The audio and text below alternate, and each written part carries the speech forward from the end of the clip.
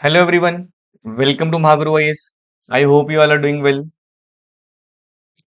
आज के current affairs के सेशन में हम हमारे द इंडियन एक्सप्रेस का एक इम्पोर्टेंट आर्टिकल देखने वाले हैं जो कि इंडिया अफगानिस्तान के बीच के जो रिलेशनशिप है टाइज है उसके बारे में डिस्कशन चल रही है अभी। ठीक है, ये एक बहुत इंपॉर्टेंट थीम है हमारे इंटरनेशनल रिलेशंस के लिए। हमें कंटेम्परेरी इश्यूज पता होने चाहिए कि एट प्रेजेंट हमारे इंडिया और बाकी नेबर्स के साथ क्या चल रहा है। अगर हम देखें कि अभी ये एकदम से न्यूज में क्यों आया, ठीक है, क्या कंटेक्स्ट है इसका। अभी रिसेंटली जो इंडिया के एक्सटर्नल अफेयर मिनिस्टर है एस जयशंकर, उन्होंने अनाउंस करा कि जो इंडिया का जो वहां पे अफगानिस्तान में काबुल का मिशन था उसको हम एम्बेसी में अपग्रेड कर रहे हैं, जो कि बहुत बड़ी डेवलपमेंट है। ये डेवलपमेंट तब आ रही है जब तालिबान रिजाइम अभी अफगानिस्तान में रोल प्ले कर रहा है, रूल कर रहा है यहाँ पे। ठीक है, तो ये चीज हमें डायनेमिक समझना काफी जरूरी हो जाता है। ठीक है, ये हो गया इसका कंटेक्स्ट। और अगर हम बात करें इंडिया अफगानिस्तान के बीच का जो रिलेशनशिप, अगर हम उसका हिस्टोरिकल बैकग्राउंड देखें, इसके अगर हम लिंक्स ट्रेस करने की कोशिश करें, तो सबसे पहले हमारे एंशियंट लिंक की अगर बात करें, इंडिया और अफगानिस्तान आपस में बहुत पुराने deep rooted relationship civilization ties share करते हैं। बुद्धिज्म के टाइम पे, सिल्क रूट के टाइम पे यहाँ पे दोनों कंट्रीज ने बहुत एक्टिव रोल प्ले करा है। फिर अगर हम मिडीवल टाइम की बात करें, जो अफगान डायनेस्टी सी जैसे गजनी हुई, लोधी हुई, इन्होंने हमारे जो इंडिया अफगान के जो पॉलिटिकल और जो कल्चर रिलेशन है इसको स्टैब्लिश करने में, इसको चेंज करने में, शेप करने में बहुत इंपॉर्टेंट रोल प्ले करा है। उसके बाद ब्रिटिश एरा के टाइम पे, कॉलोनियल एरा के टाइम पे, जो अफगानिस्तान थी ब्रिटिश इंडिया और जो रशिया थी उसके बीच की एक बफर स्टेट थी। बफर स्टेट समझते हो क्या होता है?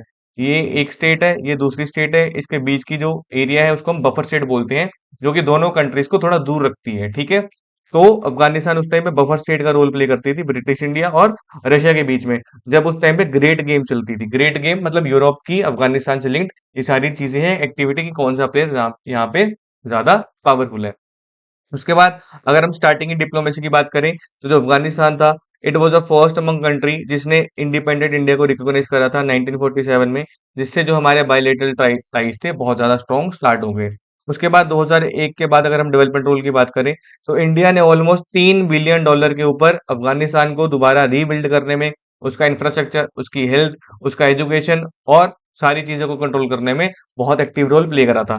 अब दोबारा से पोस्ट 2021 जब रीअलाइनमेंट हुई, तालिबान दोबारा पिक्चर में आ गया, तो इंडिया बहुत सोच समझ के कॉशियसली री एंगेज कर रहा है तालिबान के साथ, ताकि वो अपने स्ट्रेटेजिक और ह्यूमैनिटेरियन इंटरेस्ट को सेफगार्ड कर सके। ठीक है, ये मैंने आपको यहाँ पे मैप भी प्रोवाइड करने की कोशिश करी है। ये हमारा इंडिया है, ये पाकिस्तान है, ये अफगानिस्तान है जिसकी हम बात कर रहे हैं, और ये ईरान है। इंडिया और अफगान का बहुत छोटा सा एरिया यहाँ पे लगता है। ठीक है, ये बहुत छोटा सा एरिया है, बट ये पीओके के अंडर आता है जो पाकिस्तान के अंडर है, बट ये थोड़ा सा पार्ट इंडिया के पास भी आता है। पाकिस्तान बीच में है, अफगानिस्तान ये रहा, ईरान। ठीक है, आपको लोकेशन पता होनी चाहिए कि हम कौन सी कंट्री की बात कर रहे हैं। अगर हम बात करें कि अफगानिस्तान की इंडिया के लिए क्या इंपॉर्टेंस है, what is the importance of Afghanistan to the India. सबसे पहले रीजनल बैलेंस ऑफ पावर।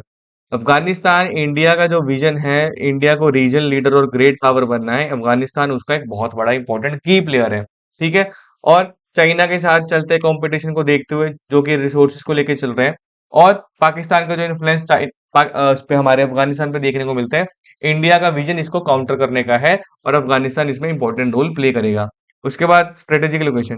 जो अफगानिस्तान की लोकेशन है वो साउथ और सेंट्रल एशिया के क्रॉस रोड्स पे है, मतलब साउथ एशिया, सेंट्रल एशिया और बीच का जो इनका दोनों का कॉमन रास्ता है वो अफगानिस्तान से होके हो जाता है। इस वजह से इसको बहुत क्रिटिकल हब माना जाता है अफगानिस्तान को, इंडिया की रीजनल और इंटरनेशनल इंटरेस्ट को सिक्योर करने के लिए। फिर अगर हम सिक्योरिटी कंसर्न्स की बात करें, अफगानिस्तान एक ऐसा रीजन रहा है जो बहुत लंबे समय तक इनस्टेबल रहा है, और इस एरिया में टेररिज्म का बहुत एक्टिव रोल देखने को मिला है। इंडिया का यहाँ पे वेस्टेड इंटरेस्ट है, इंडिया का यहाँ पे इंटरेस्ट है कि इस एरिया में पीस और स्टेबिलिटी बनी रहे, ताकि इंडिया को भी इस चीज से प्रॉब्लम ना हो। अगर आपके नेबर में कुछ चल रही है लड़ाई झगड़ा बहुत लंबे टाइम से, तो आपकी पीस और स्टेबिलिटी भी इफेक्ट होगी। तो इंडिया का ट्राई यही है कि अफगानिस्तान में इंस्टेबिलिटी और टेररिज्म को हटाया जा सके। उसके बाद एनर्जी और रिसोर्सेज की बात करें, तो अफगानिस्तान के पास बहुत भारी मात्रा में नेचुरल रिसोर्सेज है, जैसे ऑयल, नेचुरल गैस, मिनरल्स, और इंडिया इनमें पोटेंशियल देखता है कि दोनों को यहाँ पे फायदा हो सकता है, दोनों कंट्रीज को म्यूचुअली बेनिफिशियल कोऑपरेशन के साथ, स्पेसिफिकली इन सेक्टर्स में। ठीक है, उसके बाद कल्चरल टाइज की अगर बात करें, इंडिया और अफगानिस्तान के जो लोग हैं, इंडिया और अफगानिस्तान जो कंट्रीज हैं, बहुत पुरानी एक रिच कल्चरल हेरिटेज शेयर करती हैं, और इंडिया इस कल्चर और पीपल टू पीपल प्रमोशन को, टाइज को एक इंपॉर्टेंट एस्पेक्ट मानता है, एक इंपॉर्टेंट फैक्टर मानता है अफगानिस्तान के अपने रिलेशनशिप को स्ट्रॉन्ग करने के लिए। अगर हम कनेक्टिविटी की बात करें तो जो अफगानिस्तान का बहुत सबसे इंपॉर्टेंट रोल क्या है कि अफगानिस्तान को हमेशा से शुरू से इंडिया का गेटवे माना जाता है सेंट्रल एशिया के लिए। अगर इंडिया को सेंट्रल एशिया में एंटर करना है तो अफगानिस्तान गेटवे है। ये देखो, सेंट्रल एशिया मतलब इंडिया ये रहा, अफगानिस्तान ये रहा। ऊपर सेंट्रल एशियन कंट्रीज है जो तुर्कमेनिस्तान, तजाकिस्तान, कजाकिस्तान, उज्बेकिस्तान, ये सारा अफगानिस्तान का गेटवे माना जाता है। ठीक है, अफगानिस्तान इस वजह से हमको इंपॉर्टेंट है। अगर हम बात करें कि दोनों कंट्रीज किन किन एरियाज में, किन किन सेक्टर्स में अभी अच्छे से एंगेज कर रही है, अच्छे से कोऑपरेट कर रही है। सबसे पहले तो strategic partnership agreement, very very important point. ये हमने साइन इस वजह से करा था ताकि हम अफगानिस्तान को असिस्टेंस प्रोवाइड कर सके, उसके दोबारा से इंफ्रास्ट्रक्चर और इंस्टीट्यूशन को बिल्ड करने के लिए, एजुकेशनल और टेक्निकल असिस्टेंस प्रोवाइड करने के लिए। इंडिया हमेशा से अफगान लेड और अफगान ओन्ड पीस प्रोसेस की बात करता है। ये कुछ इंपॉर्टेंट की टर्म्स है, आपको पता होनी चाहिए। मतलब कौन सी? अफगान लेड और अफगान ओन्ड पीस प्रोसेस में। ठीक है, ताकि कोई बाहर की पावर आके यहाँ पे अपना दबदबा ना बनाए। फिर हार्ट ऑफ एशिया प्रोसेस जो कि 2011 में स्टार्ट करा गया था। इसके 3 मेन पिलर है। सबसे पहले पॉलिटिकल कंसल्टेशन, आपस में बातचीत करेंगे। फिर कुछ कॉन्फिडेंस बिल्डिंग मेजर्स लेके आएंगे कि दोनों कंट्रीज एक दूसरे के ऊपर ट्रस्ट कर पाए। फिर जो वहां की जो रीजनल ऑर्गेनाइजेशन है जैसे बिम्स्टेक हुआ, सार्क हुआ, एशियन हुआ, यहाँ पे हम कोऑपरेट कर सकें। उसके बाद इंडिया की जो कंट्रीब्यूशन है अफगानिस्तान के रिकंस्ट्रक्शन में, वो हम बार बार डिस्कस करनी पड़ेगी क्योंकि वो इनएविटेबल है। इंडिया ने almost 3 billion US dollar invest करे हैं डेवलपमेंट एफर्ट्स के लिए, और प्रोजेक्ट्स को फाइनेंस करा है। जैसे डेलाराम जरंज हाईवे अफगानिस्तान में इंडिया ने बनाया है। पार्लियामेंट की बिल्डिंग इंडिया ने बनाई है। अफगानिस्तान का जो सेल्मा डैम है वो इंडिया ने बनाया है। और जो काबुल की जो ट्रांसमिशन लाइंस हैं वो हमारे इंडिया ने डेवलप करी और फाइनेंस करी है। ये अफगानिस्तान में इंडिया का डेवलपमेंट एफर्ट है।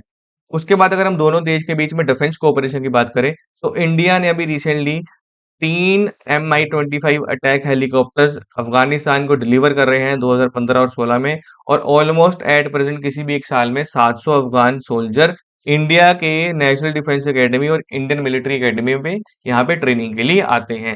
दोनों कंट्रीज आपस में बहुत इंटरलिंक्ड है डिफेंस कोऑपरेशन को लेके भी।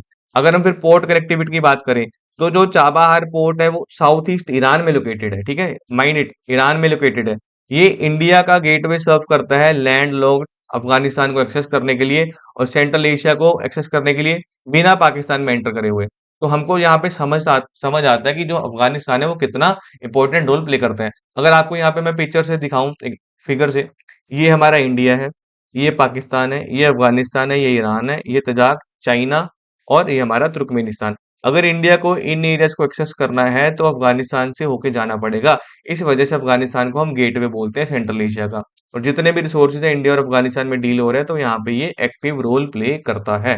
ठीक है, और ये जो पोर्ट्स मैं आपको बता रहा हूँ, चाबहार पोर्ट, गवादर पोर्ट, ये आपको याद करने हैं, आपको पता होने चाहिए कि कौन से पोर्ट की कहाँ पे बात चल रही है। उसके बाद डिजास्टर असिस्टेंस और इमरजेंसी रिलीफ में इंडिया ने बहुत हेल्प करी है। 2022 में इंडिया ने 27 टन इमरजेंसी रिलीफ भेजा था जब अफगानिस्तान में 6 मैग्नीट्यूड अर्थक्वेक आया था, जिसमें से 1000 से ज्यादा लोग मारे गए थे। ठीक है, ये चीज आपको याद करनी है, इंडिया ने रिलीफ भेजी थी यहाँ पे जब अफगानिस्तान में अर्थक्वेक आया था। फिर उसके बाद लाइन ऑफ क्रेडिट, इंडिया ने एक लाइन ऑफ क्रेडिट एस्टेब्लिश करी हुई है ताकि वहां पे एंटरप्रेन्योरशिप और जो बिजनेस टू बिजनेस कोऑपरेशन है इंडिया और अफगानिस्तान के बीच में उसको बढ़ाया जा सके। और इंडिया ने अफगानिस्तान को 50 million US dollar line of credit facility दी है। इसका मतलब ये हो कि आने वाले टाइम में इंडिया थोड़े थोड़े समय में, थोड़े थोड़े हिस्से में अफगानिस्तान को 50 मिलियन यूएस डॉलर्स की जो लाइन ऑफ क्रेडिट फैसिलिटी है वहां पे वो देगा बिना किसी इंटरेस्ट के, ताकि दोनों कंट्रीज में यहाँ पे डेवलपमेंट देखी जा सके और बिजनेस टू बिजनेस कोऑपरेशन हो सके। ठीक है, ये हमने बात करी कि कौन से सेक्टर्स में, कौन से एरियाज में दोनों कंट्रीज अभी एंगेज कर रही है, दोनों कंट्रीज अभी एक दूसरे के लिए क्यों इंपॉर्टेंट है। बट अभी प्रॉब्लम ये चल रही है कि जब से तालिबान लेड अफगान अभी रूल स्टार्ट हुआ है तो उसमें बहुत सी कॉम्प्लिकेशन देखने को भी मिल रही है। और उससे पहले भी इंडिया और अफगानिस्तान के टाइज के बीच में काफी ज्यादा कुछ चैलेंजेस देखने को मिलते थे, रोड ब्लॉक्स थे, है ना। अगर उनकी उनकी बात करें, सबसे पहले पाकिस्तान का रोल यहाँ पे बहुत प्रोमिनेंट हो जाता है। पाकिस्तान ने हमेशा इंडिया के एफर्ट को ब्लॉक करा है। जब इंडिया ने देखा है कि अफगानिस्तान में हम हमारी प्रेजेंस को बढ़ा सकते हैं तो पाकिस्तान इंडिया की जो बढ़ती हुई प्रेजेंस को अफगानिस्तान में खुद की सिक्योरिटी और रीजनल इन्फ्लुएंस के लिए खतरा मानता है, जिसकी वजह से पाकिस्तान बार बार अफगानिस्तान को सप्रेस करने की कोशिश करता है। फिर जो कुछ टेररिस्ट ग्रुप है, दोनों ही कंट्रीज अफगानिस्तान और जो हमारा इंडिया है टेररिज्म का बहुत बड़ा टारगेट रहे हैं। अगर ये बेसिकली अगर कंटिन्यूड प्रेजेंस अभी चलती रही, क्योंकि अफगानिस्तान में अलकायदा बैठा है, ये इंडिया के लिए बहुत बड़ा मेजर कंसर्न है। अलकायदा एक ऐसी टेररिस्ट ऑर्गेनाइजेशन है जो कि इंडिया में मेजर अटैक्स के लिए रिस्पॉन्सिबल है।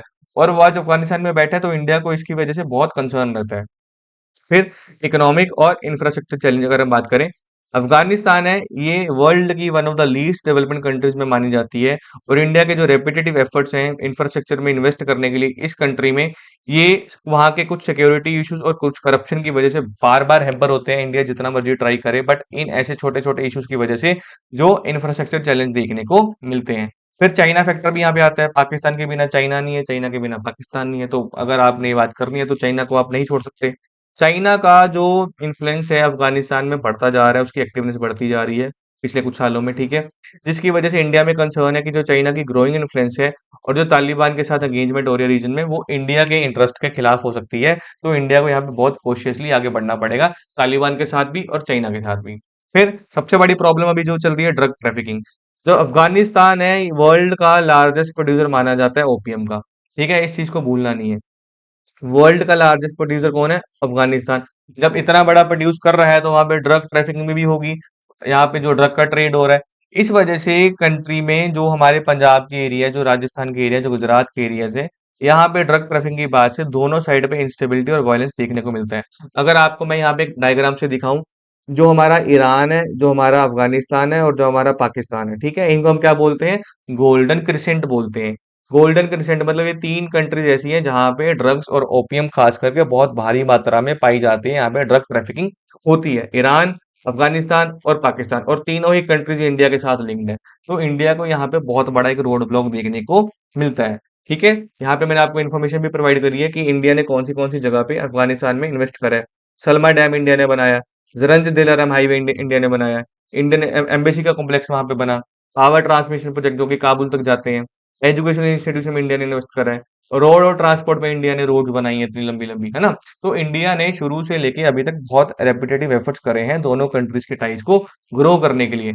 अगर हम बात करें कि इंडिया को आगे अपने टाइज को दोबारा कैसे रीओरिएंट करना चाहिए, जब से अफगानिस्तान में दोबारा तालिबान आया है, ताकि दोनों कंट्रीज का यहाँ पे फायदा हो और इंडिया के जो इंटरेस्ट है उसको भी नुकसान ना हो, तो सबसे पहले इंडिया को इंटरनेशनल एंगेजमेंट के ऊपर ध्यान देना चाहिए। स्टार्टिंग में इंडिया ने इतना ध्यान नहीं दिया, तालिबान को आइसोलेट करने पे इंडिया की स्ट्रेटेजी थी, क्योंकि तालिबान रिजाइम एक अनफेवरेबल फेवरेबल रिजाइम माना जाता था स्टार्टिंग में। बट उसके बाद से बहुत कंट्रीज ने तालिबान के साथ एंगेज करना शुरू कर दिया, और इंडिया अफगानिस्तान का नेबर है, और इंडिया ही अफगानिस्तान के साथ एंगेजमेंट में ना रहे तो बहुत प्रॉब्लमेटिक हो जाएगी।